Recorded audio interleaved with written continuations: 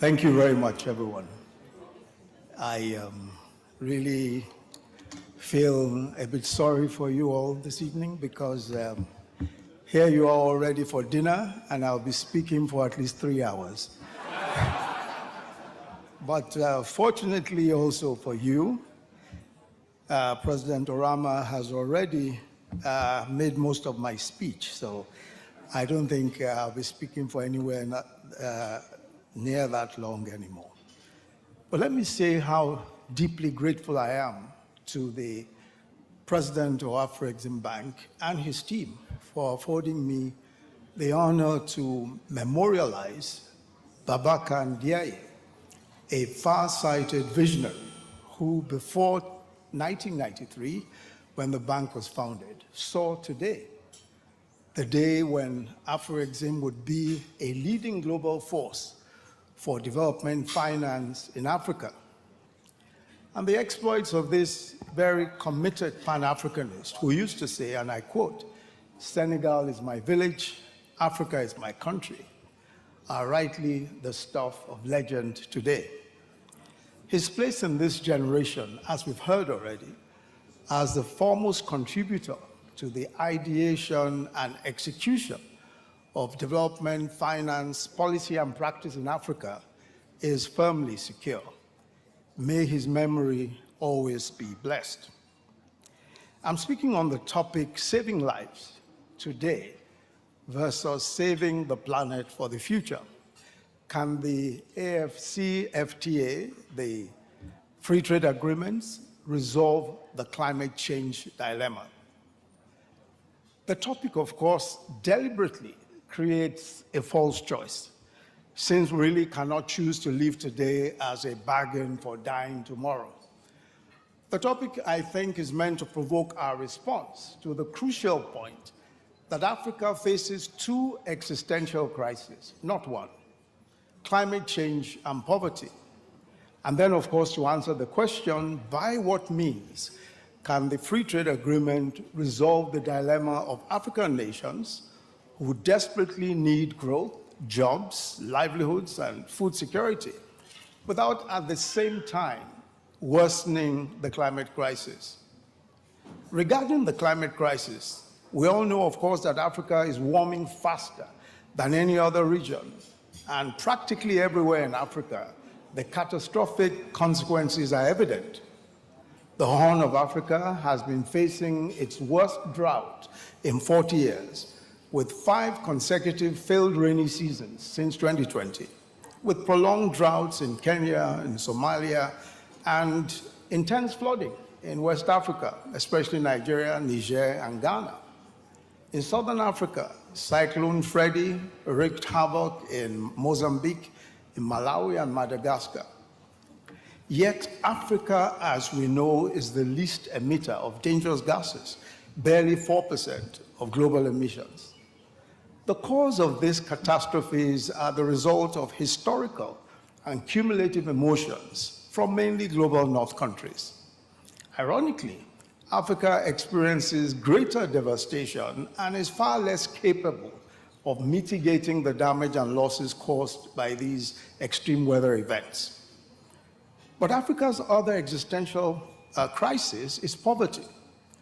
Over a third of Africa's population lives in extreme poverty, with population growing faster than GDP.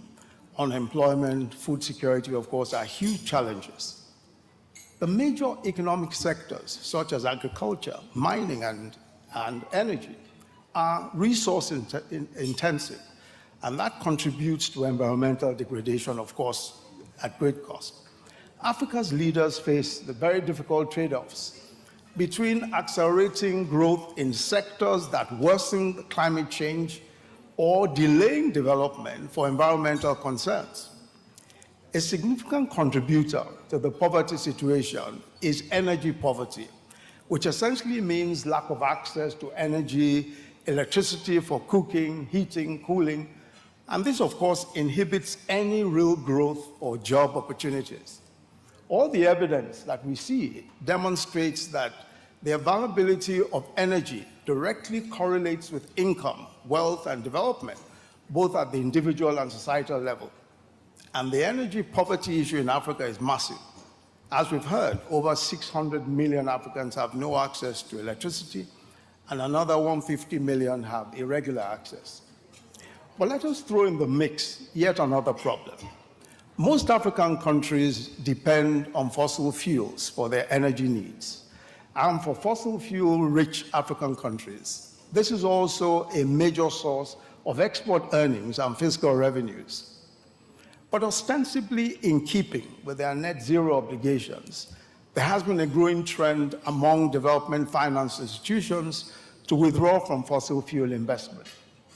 These actions include the World Bank's decision to cease funding for upstream oil and gas development in Africa, and the restrictions on financing downstream gas development by the European Union, the United Kingdom, and Northern Ireland, and the United States. Now, clearly, the implications of these actions are dire, where there are no immediate alternative sources of power, and the cost of transition to cleaner fuels may be prohibitive. Some studies show that divesting from fossil fuels could reduce GDP by as much as $30 billion for Nigeria, $22 billion for Algeria, and $19.3 billion for Angola. Also, for gas-rich and energy-poor countries in Africa, the argument for gas, at least as a transition fuel, is simple enough. In the face of energy poverty, with millions lacking access to power, and 1 in 4 deaths of women in rural areas caused by pollution from the use of firewood, what sense does it make to leave this versatile, relatively low carbon fuel in the ground, where it offers today a cheap and available source of electricity for domestic and industrial use, and LPG for clean cooking? Besides, even if Africa, aside from South Africa that is, triples its electricity consumption solely using natural gas, this would barely add 0.6% to global emissions. That there must be a transition from fossil fuels to renewable energy has become a fact of life. But that transition must be just and equitable for all parties, especially for Africa, who is being asked to make more sacrifices than her very low contribution to the problem demands. Now, this is even more compelling because the Global North's position has been consistently shown to be, to put it mildly, a case of double standards.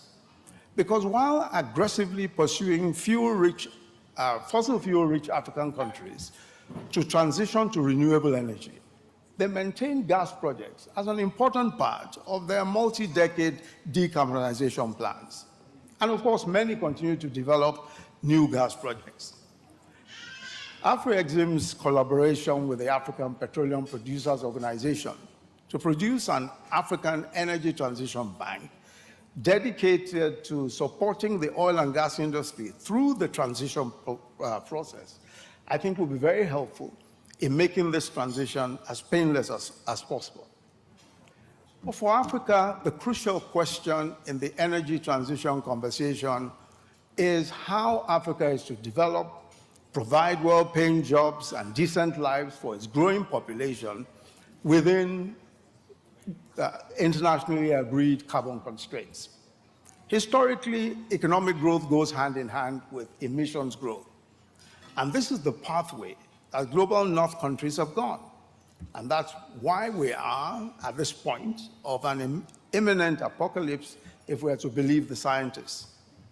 If Africa were to grow along the same carbon-intensive trajectory to middle to high income status as the North has done, we would be adding 9.5 gigatons of CO2e emissions annually.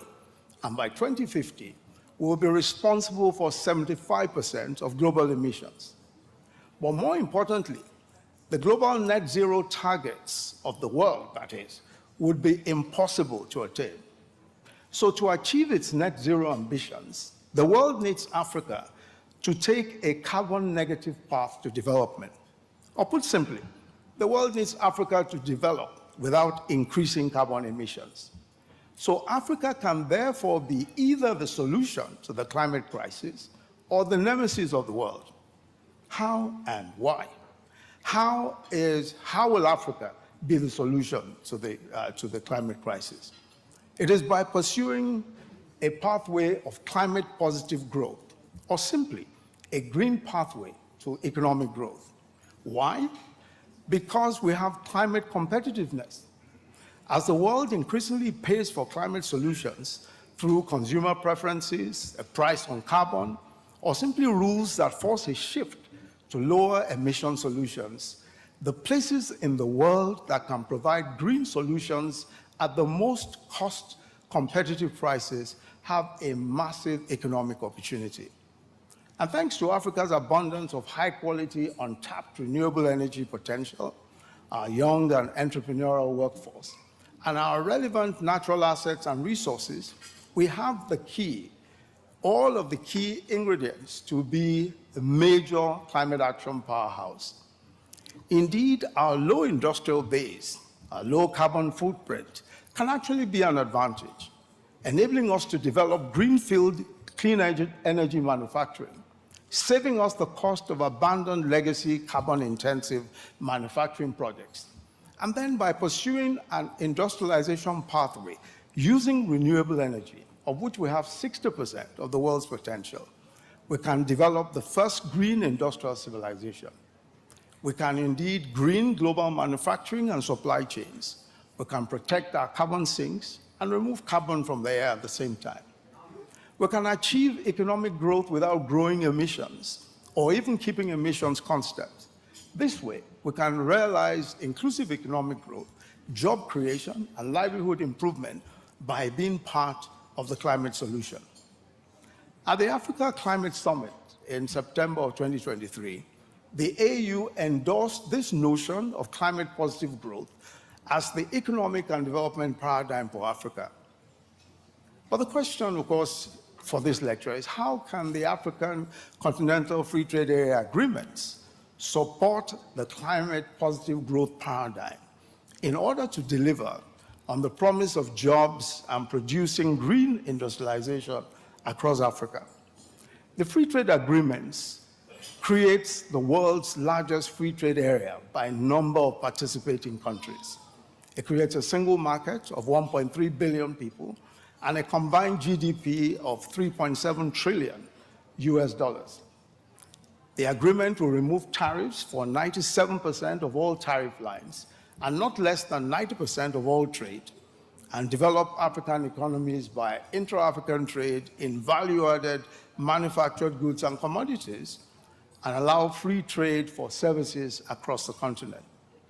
Now, there are two obvious advantages to a fully operational free trade agreement of this particular agreement.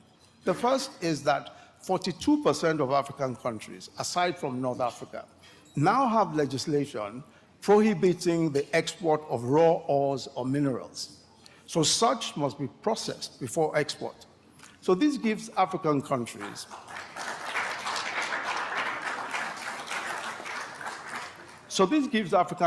the benefit of jobs and revenues from local beneficiation and manufacture. Second, shipping is a major source of CO2 emissions, and I think it comes like sixth in the order of ranking.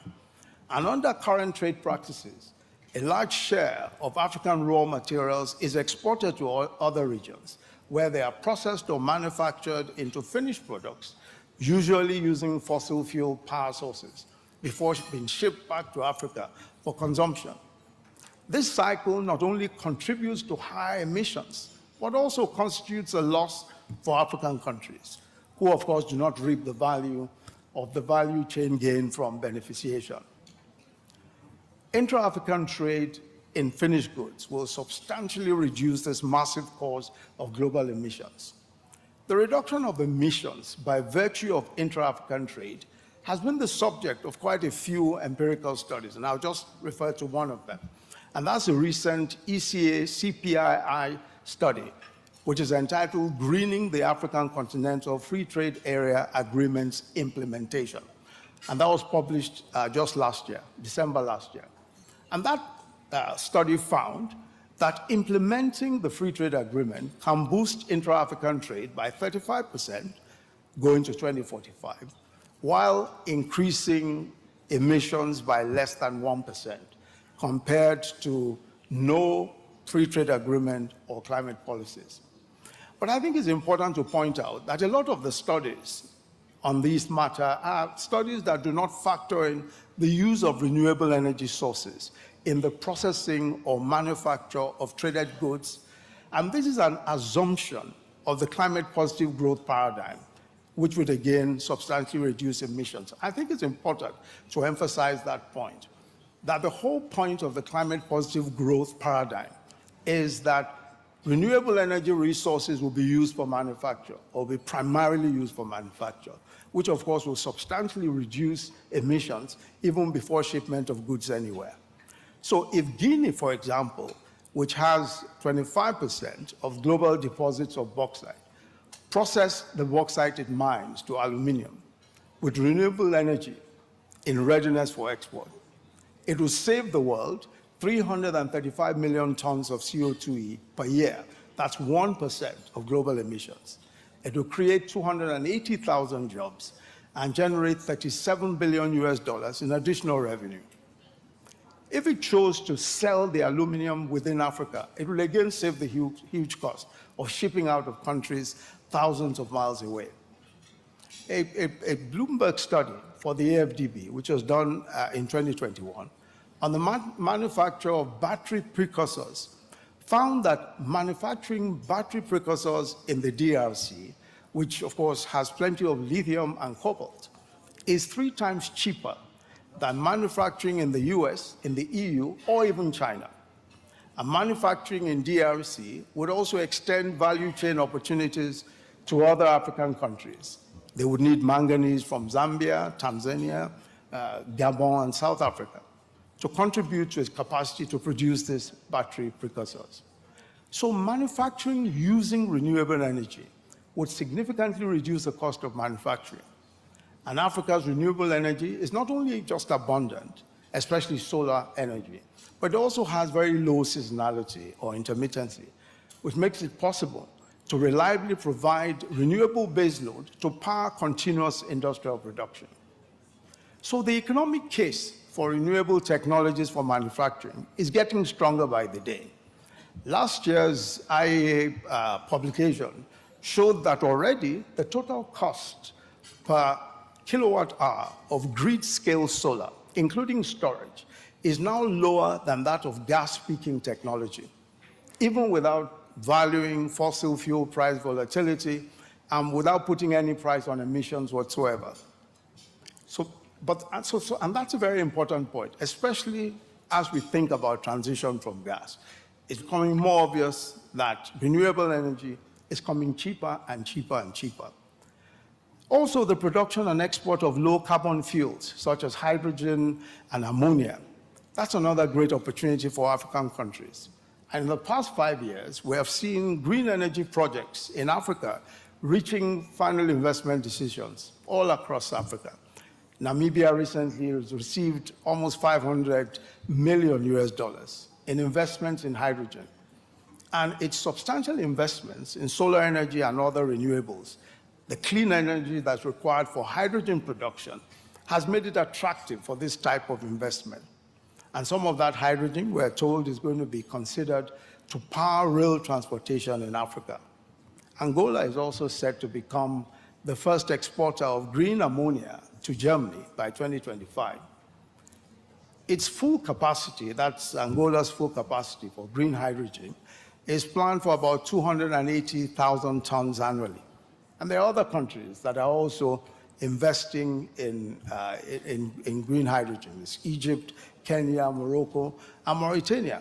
They all have very aggressive hydrogen production goals. So for Africa to produce or to pursue a climate-positive growth path in trade and manufacturing, I think there are at least 6 things that African countries need to do. The first is that we need to speak with one voice and show up as shapers and not just takers. In other words, we need to be at the table shaping policy. As diverse as Africa is, we have plenty in common.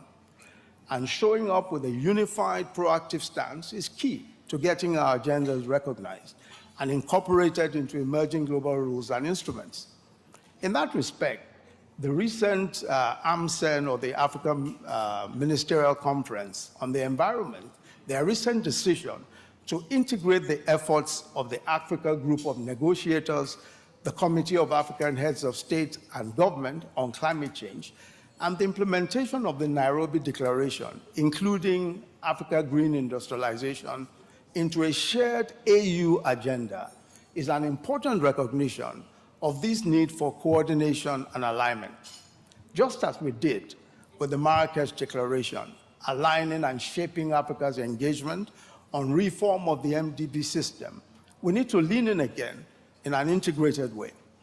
2, we need to put our house in order and deal with the obvious governance issues of transparency and accountability, especially in public procurements, protecting democratic processes and the rule of law and security, not just because of the risk of perception issues, but to give our people a fair chance to live and prosper, to live well and to prosper. 3, focus our economic growth and development plans on these green opportunities and structure internal policies and regulations in ways that support climate-positive trade and industry. 4, actively work on harmonizing trade and environmental and industrial policies across the continent so as to ensure a level playing field. And this is particularly important because the Guided Trade Initiative, or the GTI, of the Free Trade Agreement, and this GTI is really a test run for the Free Trade Agreement, has shown weaknesses in the implementation of the agreement on account of domestic taxes and levies in destination countries. So we need to work on that. 5, we need stronger and deeper African capital markets and African financial institutions, because these are going to be key to our investment attractiveness as we go along. And that requires work in individual countries, in collaboration between countries and in collective institutions. 6, we need to develop critical infrastructure, especially climate-resilient infrastructure, to support industry and trade. Happily, there is significant progress in that regard. Afrexim has invested a total of almost $2 billion in the development of special economic zones in several African countries. The Gabon Special Economic Zone, which focuses on the timber industry, has created so far about 16,000 jobs and attracted 120 investors, and has enabled Gabon to move from being an exporter of logs to the world's second largest sustainable producer and exporter of veneer, as well as the first in Africa.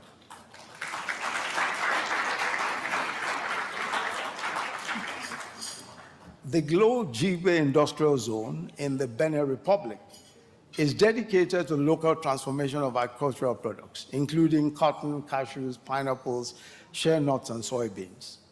There's also the Adetikope Industrial Platform in Togo, which concentrates on the local transformation of agricultural products. And other zones are being developed in the Republic of Congo, in Ivory Coast, in Nigeria also, in Chad, in the DRC, in Rwanda, and also in Sierra Leone. Also, the bank has led on the financing of several cross-border infrastructure, including the Tanzania-Isaka, the Isaka-Mwanza Standard Gauge Railway, for the transportation of goods and passengers to neighboring countries. Also, the Kano-Maradi Standard Gauge Rail, and that's an important link between Niger, the Niger Republic's major commercial hub, and the commercial city of Kano in northern Nigeria.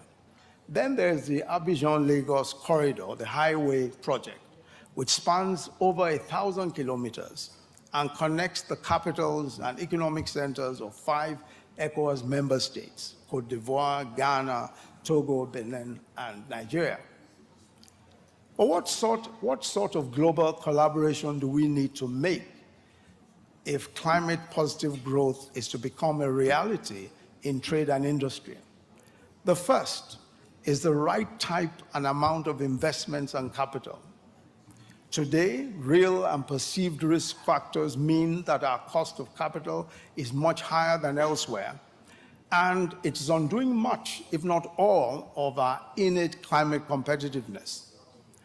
The Climate Action Platform for Africa, CAP-A, whose board I chair, analyzed the missed opportunity due to cost of capital.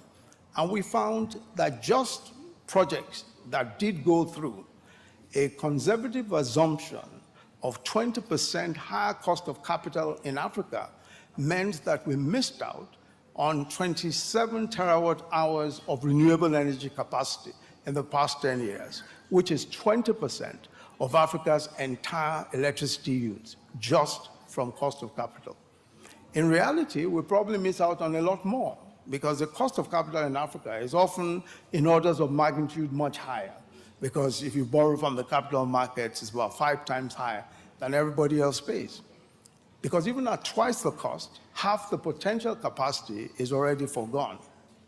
And this is not even counting the projects that don't even reach that investment hurdle in the first place and get scrapped altogether because of the cost of capital. So addressing the issue of shortage of capital and cost of capital will require a range of interventions that all need to be delivered on. I just dwell on a very few of them. The first is that we require the developed countries to keep the past promises under the Paris treaties, including the activation of the Loss and Damage Fund agreed at COP27, and the commitment to $100 billion a year in climate finance for developing countries agreed nearly 10 years ago. The second is the reform of the international financial architecture. And these have been identified, as most of us know, in the Bridgetown Initiative and the Capital Adequacy Framework, amongst others. And they include a wide range of tools that increase and strengthen the balance sheets of MDBs, ensure more of their deployment goes to emerging and frontier economies, and drive more deployment towards climate-aligned investments. And then technical solutions such as recycling of SDRs, the special drawing rights, smart capital blending, and tailored risk mitigation and interventions will also support this. The third is dealing with the huge burden of sovereign debt.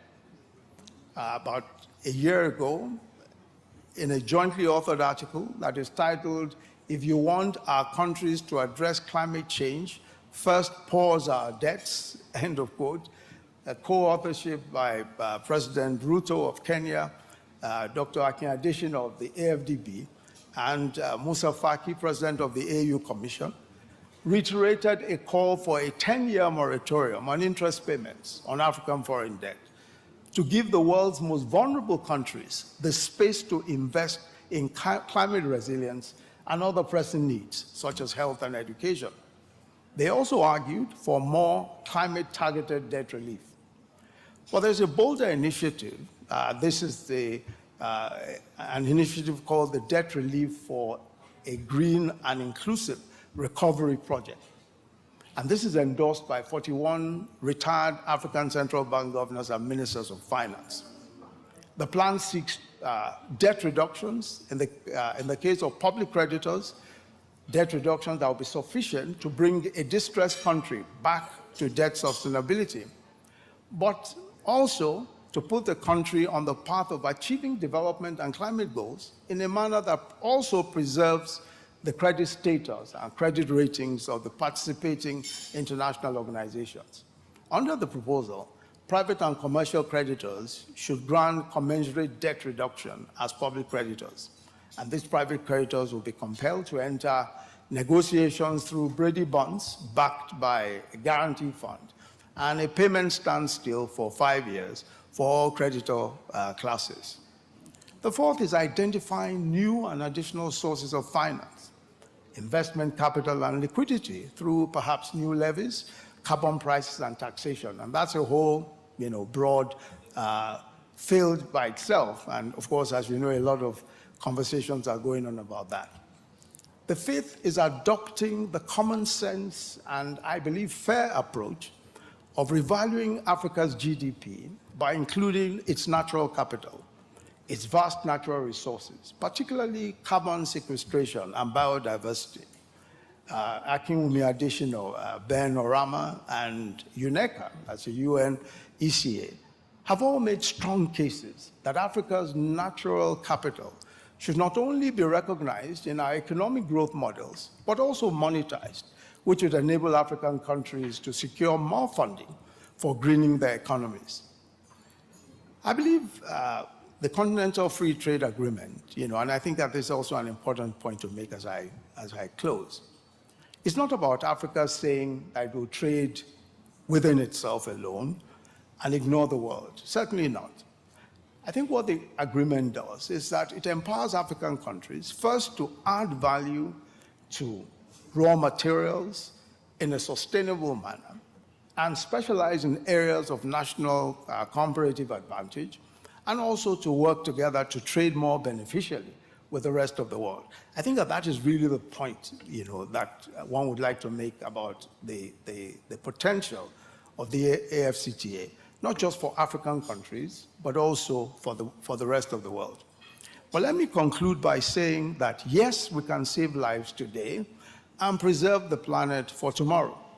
Indeed, Africa saving lives by a climate-positive growth path is the key to preserving the planet for tomorrow. But we need global patriots and statesmen and women, both in the North and the South, to make the sacrifices that will secure not just Africa, but our planet for future generations. Thank you very much for listening.